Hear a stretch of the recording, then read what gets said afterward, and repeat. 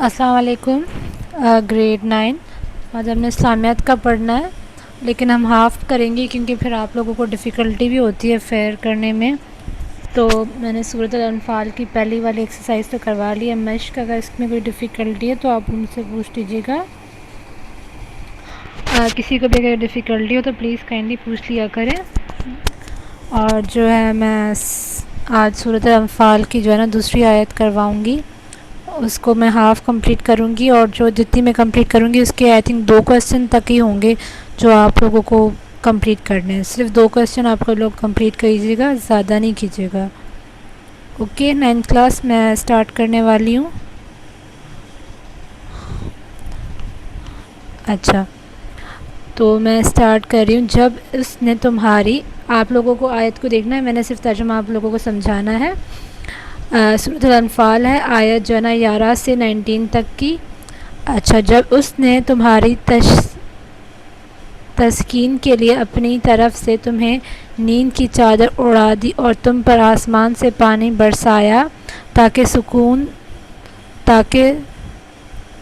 تقوی اس سے نہلا کر پاک کر دے اور شیطانی نجاست کو تم سے دور کر دے۔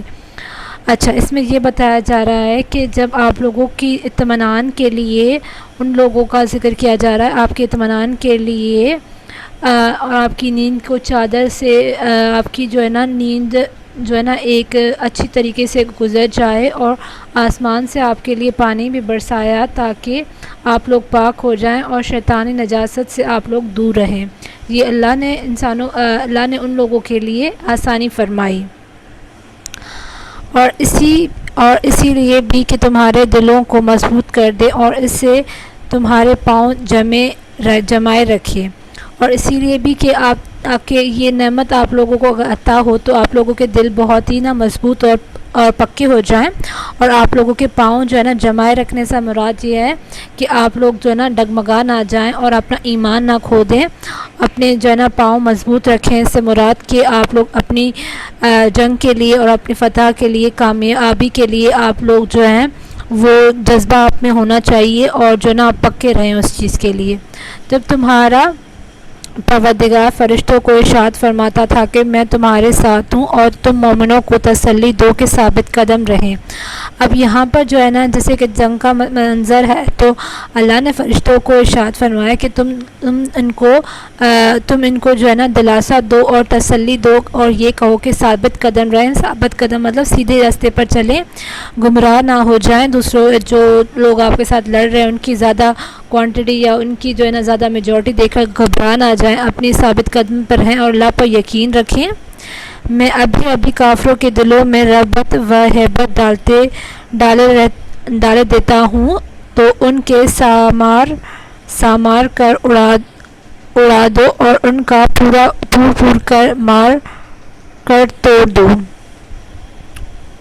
اس کو میں دوبارہ سے ریپیٹ کر دیتی ہوں۔ میں ابھی کافروں کے دلوں میں رہب و ہیبت ڈالے دیتا ہوں تو ان کے سامر کر اڑا دو اور ان کا پھوڑ مار کر توڑ دو۔ اب یہاں پر بتایا جا رہا ہے کہ اب کافروں کے دلوں میں ایک عجیب سی ہیبت اور ایک بے چینی سی اللہ نے ڈال دی ہے، اور اب ان کو اب یہ ہے کہ ان کے اندر ایک ہیبت اور ایک ڈر سا بیٹھ گیا ہے، تو اب آپ لوگوں کو غلبہ پا لینا ہے، آپ لوگ ان کو توڑ موڑ دو۔ اس کے آگے ہے، میں سلائڈ چینج کر دوں، یہ سزا اسی لیے دی گئی ہے کہ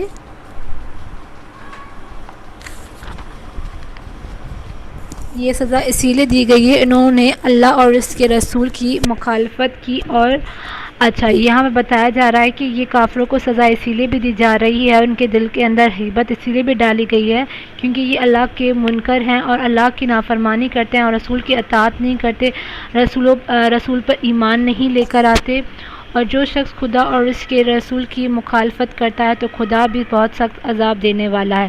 اور اب اللہ نے ادھر وارننگ بھی دے دی ہے ان لوگوں کو کہ جو اللہ کی اطاعت اور نبی پر ایمان نہیں لے کر آتے، ان کے لیے سخت ایک عذاب کی خبر دی گئی ہے۔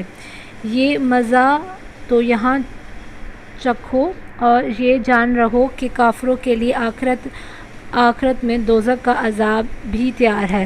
اب یہ ہے کہ اس دنیا میں تو ان کو جو ہے تکلیف اٹھانی پڑے گی، تکلیف بھی، اور ان کو اپنی جو غلطیاں انہوں نے کی ہیں ان کی تو ان کو سزا دی جائے گی، لیکن آخرت میں بھی ان کے لیے بہت دردناک عذاب ہے کہ ان کے لیے آخرت میں دوزخ ہی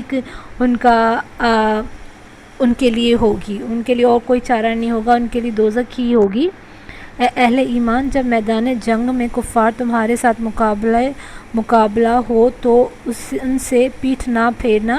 اب ادھر پیٹھ پھیرنا سے مراد کہ جب آپ لوگوں کی جنگ ہو رہی کافروں سے تو اس وقت ان کو دیکھ کر گھبرانا نہیں، اور اپنی پیٹھ پھیرنے سے مراد کہ بھاگ نہ جانا جنگ کے میدان کو چھوڑ کر، ادھر ثابت قدم رہنا ہے اور اللہ پر یقین رکھنا ہے، اور یہ کہ اللہ ہی نے مدد کے لیے ضرور اس ٹائم پر جب ہم گھبرا جاتے ہیں تو وہ مدد کرے گا بے شک، کیونکہ اس نے وعدہ کیا ہے کہ وہ مدد کرے گا۔ تو ایمان بھی ہونا چاہیے اس بات پر کہ اللہ کی مدد ضرور آئے گی۔ تو یہ صرف اتنا ہی، اس کے بعد جو آدھا ہے وہ ہم کل پارٹ کریں گے۔ اس کے اب آپ لوگوں کو کویسچن سے بتا دوں جو ریلیٹڈ ٹو فرسٹ یا سیکنڈ کویسچن سے ہوں گے۔ اگر سیکنڈ کویسچن ہے تو صحیح ہے، اگر نہیں ہے سیکنڈ کویسچن ریلیٹڈ تو پھر آپ نے نہیں کرنا۔ اب اس میں دو کویسچنس کو دیکھنا ہے، ایک اول کو دیکھنا ہے اور اس کے بعد اول ثانی کو دیکھنا ہے۔ اس سبق میں غزوہ بدر کے حوالے سے اللہ تعالیٰ کے کن انعامات کا ذکر ہے؟ کفار کے ساتھ مقابلے کی صورت میں سورۃ الانفال کی ان آیات میں کیا ہدایت دی گئی ہے؟ اب اس میں تو سیکنڈ کا تو آنسر ہے ہی ہے کہ کفار کے ساتھ مقابلے کی صورت میں سورۃ الانفال میں کن آیت میں کیا ہدایت دی گئی ہے؟ تو ہدایت نہیں دی گئی تھی، ہدایت کا ہم نے ذکر کیا تھا نا کہ جب ان سے جو ہے نا جنگ کی جائے تو ہمیں کیا رہنا چاہیے؟ ثابت قدم رہنا چاہیے۔ کفار کو خطاب کرتے ہوئے ان آیت میں کیا تنبیہ کی گئی ہے؟ یہ تھرڈ کویسچن تو نہیں ہے، لیکن فرسٹ اینڈ سیکنڈ جو ہے آپ کے کویسچن سے ریلیٹڈ ہیں تو یہ آپ لوگوں کو کرنے ہیں۔ اس سبق میں غزوہ بدر کے حوالے سے اللہ تعالیٰ نے کن انعامات کا ذکر کیا؟ انعامات سے مطلب کون سے ریوارڈ ملیں گے اگر آپ ثابت قدم رہیں گے؟ تو یہ دونوں کویسچنز آپ کو دیکھنے ہیں، اور اگر کوئی ڈیفیکلٹی ہو تو آپ لوگ مجھ سے پوچھ لیجیے گا کائنڈلی۔